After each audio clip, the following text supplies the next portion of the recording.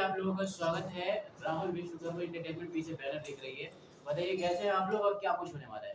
सभी को मेरी तरफ से बहुत बहुत शुभकामनाएं जो आप लोग पधारे मीडिया भाई लोग।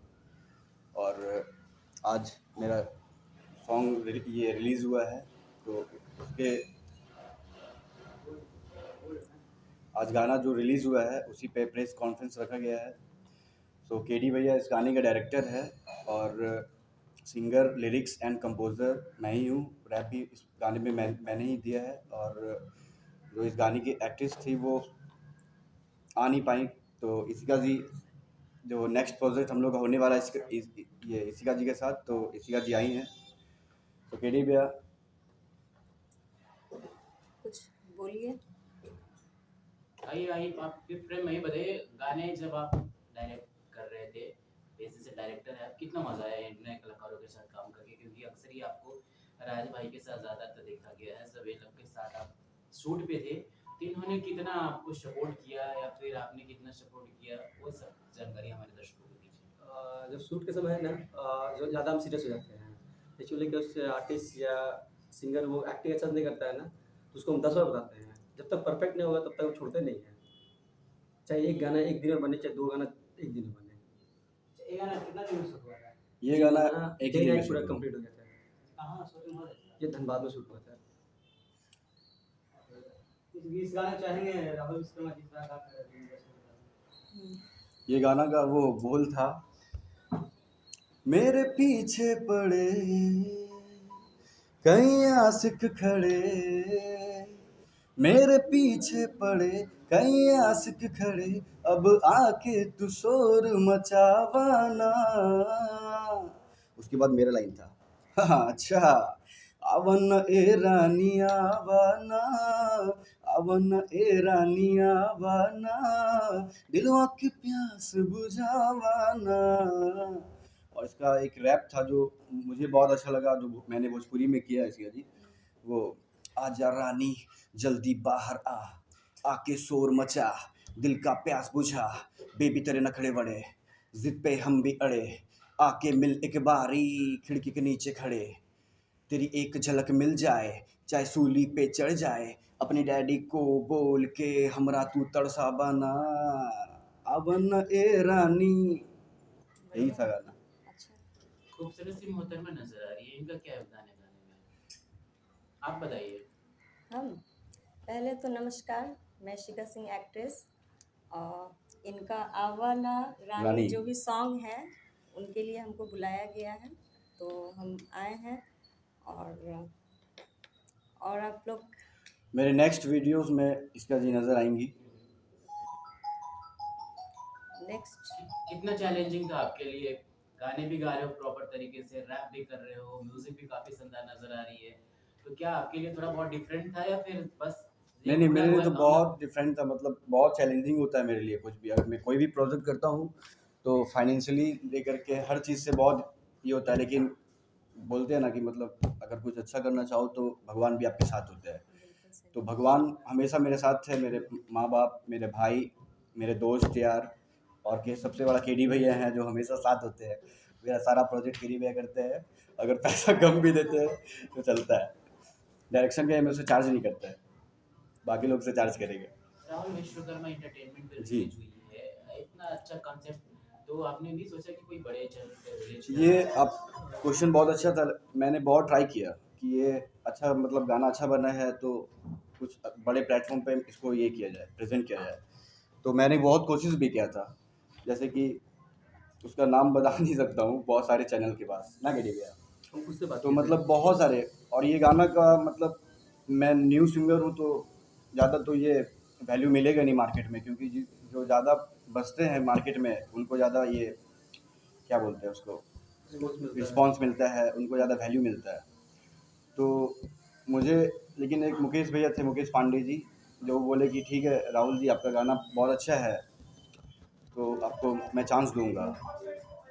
तो मुकेश भैया, फिर मुकेश पांडे जी जो स्पीड रिकॉर्ड के मालिक है, वो ये गाना वो ले रहे थे, लेकिन कुछ कारणों की वजह से नहीं ले पाए। तो फिर मैंने दूसरा कंपनी ट्राई किया, फिर मतलब बहुत सारे कंपनी लोग डिमोरलाइज़ भी किए कि नहीं आपका, पहले तो बोले कि मैं आपका गाना ले लूँगा, जितना मैंने बोला कि जितना मेरा खर्च हुआ है उतना मुझे रिकवर मतलब उतना ही चाहिए, फिर मैं उस गाने उस पैसे से फिर और प्रोजेक्ट दूँगा बैक टू बैक, लेकिन ऐसा हुआ नहीं। फिर लास्ट में केडी भैया बोले कि आप एक काम करो, तुम अपना ऑफिशियल चैनल खोलो, कोई कंपनी का सहारा मत लो, तुम्हारा प्रोजेक्ट अच्छा है, काम अच्छा है। तो फिर हम सोचे, तो फिर अपना कंपनी खोले और सारा प्रोजेक्ट अपने कंपनी पे ही कर रहा हूँ, क्योंकि ये कंपनी वैल्यू वैल्यू का बात किया है, गाने में कहीं भी हीरोइन का नाम नहीं लिखा गया। आप चाहते हैं कि कंपनी आपको वैल्यू दे, लेकिन आपने ही अपोजिट किया है कि आपके साथ जिन्होंने काम किया है उन्हीं का ना डिस्क्रिप्शन में नाम है, ना पोस्टर पे नाम है, और ना नहीं पोस्टर में नाम है, फीट ये स्नेहा झा नाम है। नाम है, नाम है। ये देखिए छुपा हुआ है मेरे पीछे। मेरा डिस्क्रिप्शन में है ना, इसमें डिस्क्रिप्शन में तो प्रोड्यूसर का भी नाम नहीं है, सिर्फ डायरेक्टर का और सिंगर का नाम वो है। एक्चुअली इसका गलती नहीं है, मेरा गलती नहीं है, वो सीएमएस वाला गलती, मैंने भेजा लिखा नहीं है। और उनको मैं बोला भी टीजर में देखिए, टीजर में उसका नाम है स्नेहा झा का, और सबका टीजर में नाम है, क्योंकि टीजर मैंने खुद से बना के दिया था। यहाँ के जितने भी है ना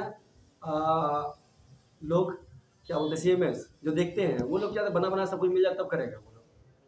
इसका ये पोस्टर भी मैंने बाहर से ही बनवाया। एक बार लिखा गया तो पलटी नहीं हो सकता। नहीं पलटी हो सकता है, नहीं हो सकता है, लेकिन बोले फोन डिस्क्रिप्शन तो चेंज हो ही सकता है। तूने उसे फोन करके बोले लिखाएगा, फिर उम्मीद है कि चेंज होगा। उम्मीद क्या, आशा है जरूर पूरा होगा। 100% जाएगा कि वो लिखाएगा नहीं। बिल्कुल। क्योंकि हर एक्ट्रेस का नाम होना जरूरी है। एक बात बोली कि अक्सर नए सिंगरों को वैल्यू नहीं दिया जाता है। जी जी। आखिर ऐसे सिंगर पहले ही क्यों सोच लेते कि नहीं मार्केट में मेरा वैल्यू नहीं होगा? क्योंकि बहुत ज़्यादा ठोकर खा चुके होते हैं, इसी वजह से पता चल जाता है लोगों को, मतलब जो नए सिंगर होते हैं।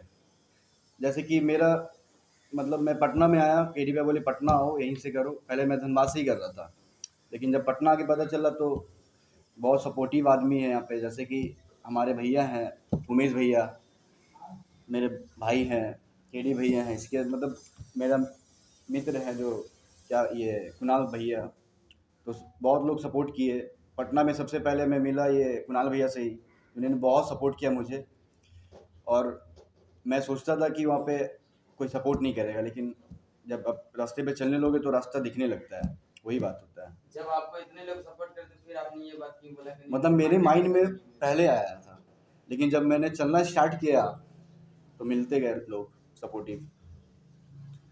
भोजपुरी गाने में आपने इतने वेरिएशन डाले एक ही गाने में, लग रहा है कि इस तरह से आप काम करोगे तो भोजपुरी में और भी थोड़ी बहुत जो चीज़ें हैं वो ठीक होगी। भोजपुरी की एक टैग जो है असलियता की है आपने जी थोड़ा बहुत बिल्कुल मैं try बहुत different कोशिश करा है। करूँगा कि भोजपुरी में बहुत डिफरेंट तरीके से मैं प्रेजेंट कर सकूँ लोगों को, और मैं आशा करता हूँ कि मेरा प्रेजेंटेशन जो है वो लोगों को, ऑडियंस को पसंद आए, क्योंकि मैंने ट्राई किया इस टाइप का जो आवाना रानी, उसमें रैप भी डाला और गाना भी किया, तो देखा कि लोगों को पसंद आ रहा है।